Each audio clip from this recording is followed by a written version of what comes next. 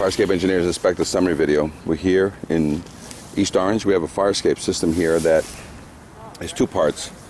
There's an older part, which is the upper part, and then we have a brand new part going down. Fire escape, this is a pre-load test visual examination, determining whether we're ready to proceed to a load test, or is there enough evidence of strength on this fire escape to avoid the load test. So in both cases, there's evidence of rust corrosion in some of these connections that need to be addressed first. There's evidence of not industry standard fabrication and installation of the fire escape system, so that needs to be addressed.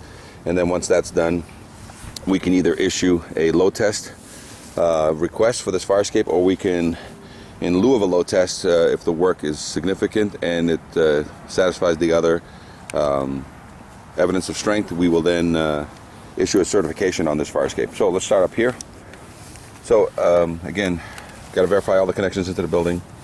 They got a lot of major rust in the connections. Don't forget, because this fire escape has lead, the first thing is that whoever's going to scrape and paint this fire escape must be an EPA renovator, must have an EPA renovator's license so that he's dealing with lead.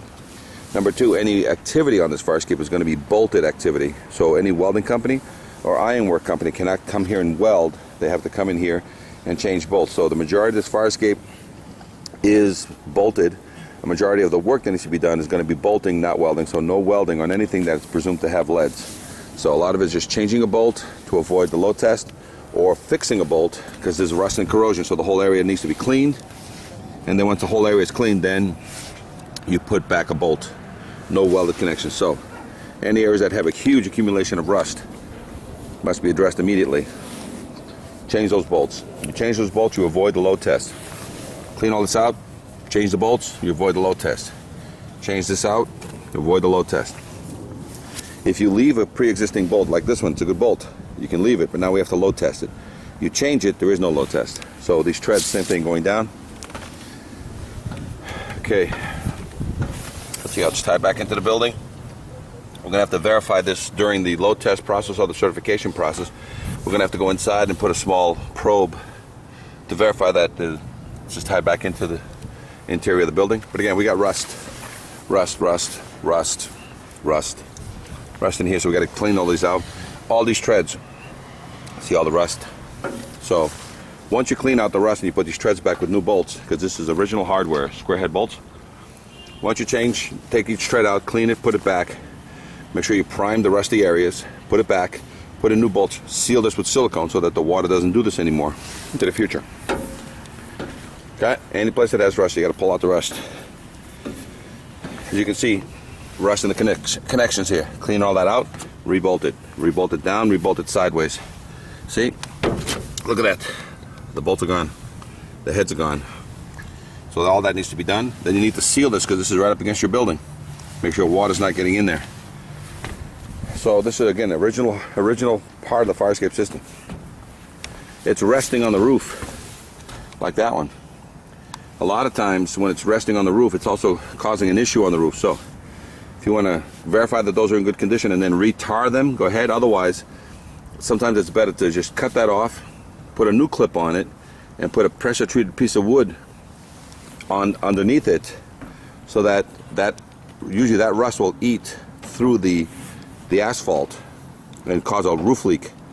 But if you cut the leg and you give yourself 3 to 4 inches, you could then put in a pressure-treated piece of wood that rests on your roof, so that if you want to change this roof out in the future to asphalt again or new rubber roof, your fire escape is not tied into the system. So all of them have issues. Again, back to the building. So this is 50 to 75 year old structure. The rust is caked on, heavy corrosion. In some cases, when the steel is bad, you're going to replace the steel or sister it to give it some additional strength. Change all the bolts. You avoid the load test. Leave behind original hardware. There is a load test. Any place that there's corrosion, you just don't seal it up. You got to open it up, change the bolts, and then you got to put it back together with new bolts, and then you got to seal it. Give it a paint job. From here on, the fire escape becomes an all welded fire escape. I think it was built here, but here's some of the concerns. As you can see, there's already separation in this bracket that ties in this angle to angle already separated here. A lot of welding, so they, you know, a lot of welding that is not even standard. So I wouldn't. You can load test or X-ray these welds, or as soon as you pop in a bolt, you negate the need to verify welds. And these welds, even though they're holding, you can see that a lot of these welds are not certified welds. They're just standard, you know, welding guy or ornamental ironwork guy welds. But you know, for me to certify, I need the bolt. Put a bolt. Otherwise, we can load test this if they don't want to put bolts in any of these connections. Okay, it is tied through bolted into the building. So again, we need to get access into the building during the final certification process, and that's usually a 1-inch hole. On the inside, we insert a probe, photograph the plate, and that's your verification. A lot of this was done here on site, so again, they welded, but to negate the need for a load test or an X-ray of this weld, you put in an angle clip here, put a bolt here, a bolt there, good. Okay, so treads, new bolts, but water's getting into them, so you don't have to change these treads out, but verify every tread that if there's any rust, change the bolt. But at least silicone shut these so that water stops going down. The issue on the brackets, there's a minimum standard weight on a bracket. Those are 1.5 inches. You're supposed to have 2-inch by quarter. So what you can do is sister, even though they're welded, so I want bolts to basically negate the weld, or we're going to have to X-ray or load test these. But as soon as you sister that with another 1.5 inches, you don't need to put a 2-inch there. You can just sister it with another one. There's the minimum stand. So this is a pre-existing non-conforming structure. I don't know if it was done with a permit or not, but again, it was not built to industry standard. So as soon as you double up that angle, we're going to be good. Okay, we have all welded here. So as soon as you stop bolting some of this and sealing some of these joints, we can certify these things, because you're going to be bolting it and sealing it, because these welds have to be X-rayed or load tested. The flats that run this way need to be bolted. The flats that run this way don't need to be bolted. Okay, so the flats that run this way need to be bolted. The ones that run this way don't need to be bolted. Every welded connection on a rail, major structural, you put a bolt in it, I don't have to X-ray or load test. You leave it, I have to X-ray or load test to verify this platform. This platform here alone is 8 by 5. It's 40 square feet. So you're looking at about 4,000 pounds of sandbags that are going to be done on this. Okay, so there's the whole thing underneath. So that can be all changed out so that it's not, you know, pressure treated is between the roof. You know, I mean, you can just tar them like this, but you have to verify each one and then tar it up again. So somebody did one, but they didn't do any of the others. So that needs to be done on this fire escape here. All right, continuing. The reason why you have to be careful, you have to test every welded connection, because this is what happens. Even though the weld is there, look, I got a piece here that came off, and that's been welded. So what happens is the rust gets underneath and the weld breaks. This weld breaks the weld. So look, there's a broken weld right there. There's a broken weld right there, because it rusted from the inside out. So all welds must be X-rayed or load tested, or you put in bolts. You test every weld, but you put in bolts on the major structural, not the minor structural, but you test the minor structural, and you put bolts in every one of these connections. You avoid the load test. Otherwise, in order to certify this fire escape, either by load test or certification, I need to verify this. So this is a half and half fire escape. The older half is all bolted up there. The second half is all welded. And again, they didn't follow some industry standard, so they just welded the stringer on here. I need a clip over here, bolt this way, and it negates the need to load test or X-ray.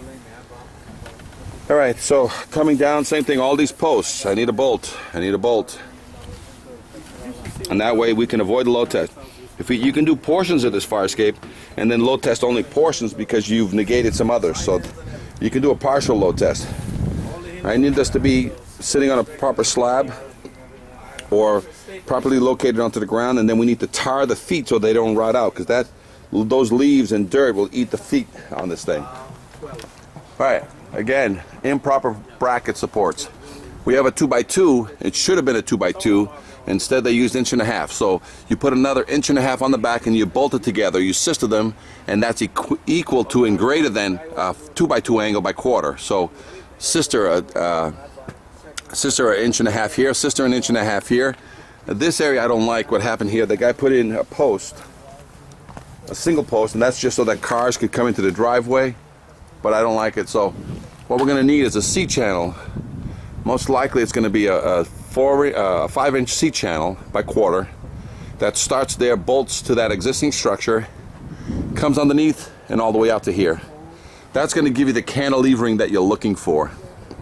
Okay, then on this one, I don't know how deep this sono is, but we're going to have to investigate, because usually these have to be below the frost line, 3 to 4 feet, to carry this much weight.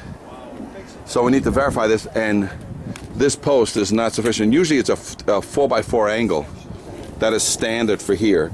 Not only to take a hit from a car if one should happen, but basically to carry that 5-inch C-channel.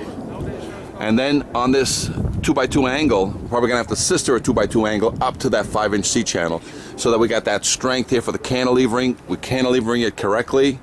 And on here I need to back, or the inside, I need a 4x4 somehow put into here.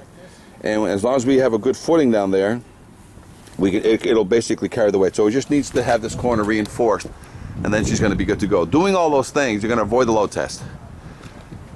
Again, this is just a preliminary pre-load test examination as to what needs to be done. All this will be shared with the owner and with the city official. Any questions? Farscape Engineers, 866-649-0333, 866-649-0333.